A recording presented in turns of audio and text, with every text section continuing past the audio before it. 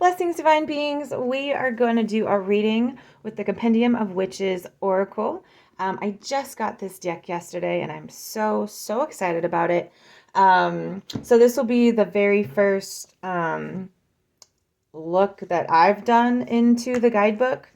And the first, any sort of reading that I'm doing. And so we'll kind of it'll be a video of my discovery and feeling out of this deck. I did read though in the guidebook that so there are the voices cards, which are the more detailed in the illustration, kind of like witch archetype cards, which are beautiful. And then there's 30 of those. And then there's the Whispers card. So a little more plain, but these are like tools, companions of the witches, of the craft type of a thing. And so I did read that it is meant to, she said, read it however you want, of course, but I like her method of, these will be the main pull. So we'll do 3 cards like I normally do with the voice cards. And then we pull a Whispers card as a clarifier for a little more information. The reading of these are not as detailed, so it is more of a, clarification. So that's what we're going to do here. So I'm going to move these aside for now, and we'll pull one out for each of the voice cards that we get. So we'll do a little shuffle. These shuffle really nicely. I'm not a good shuffler, but they're very smooth. Yeah. So we'll split the deck. There, and there. Usually I leave those there, but since we're going to put them underneath, I'm going to move these to the side. Okay. So the first card we have is the Stargazer. Second card is the Mystic. And third card is the Reconciler. Really cool. Okay. So we're going to go through each one and then, pull a Whispers card for each one. I'm going to shuffle these because I haven't even shuffled them yet at all.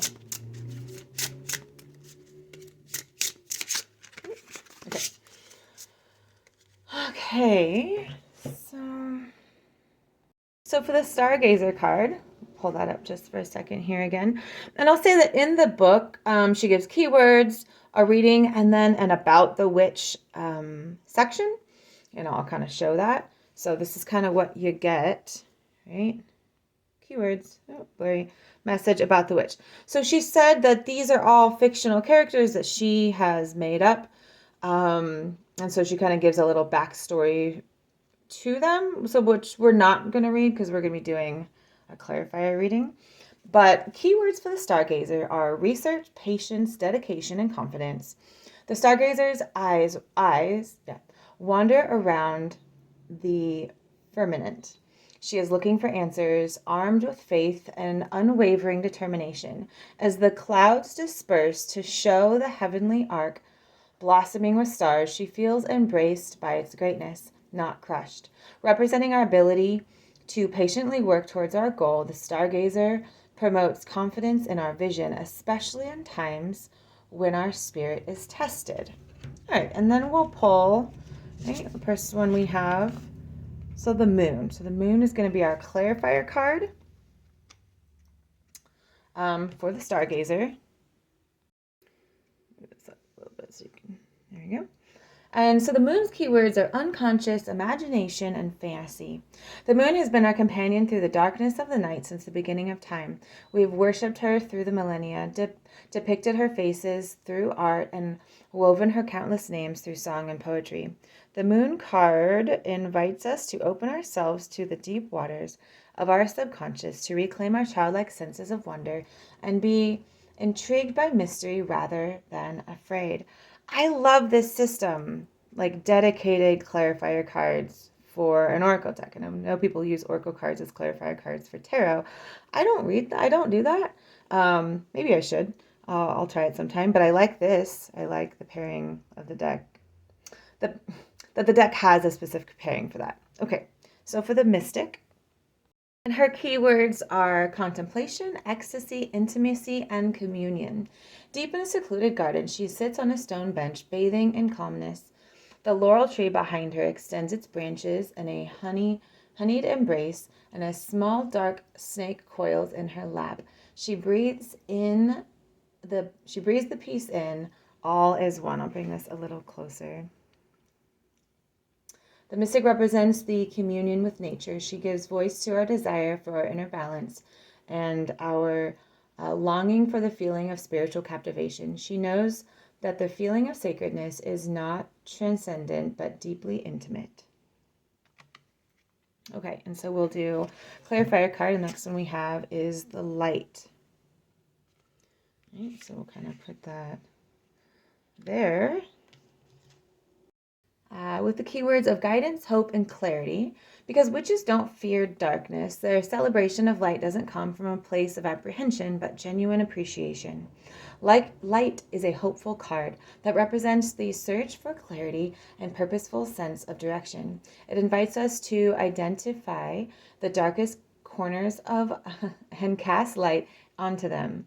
Not to banish their darkness, but to temporarily lift it and reveal what is hiding in its shadows. Ah, oh, so cool. Okay, so I'm just gonna center this a little bit more because I'm like that. Right. And then the Reconciler. And her keywords are diplomacy, silver linings, acceptance, and improvement.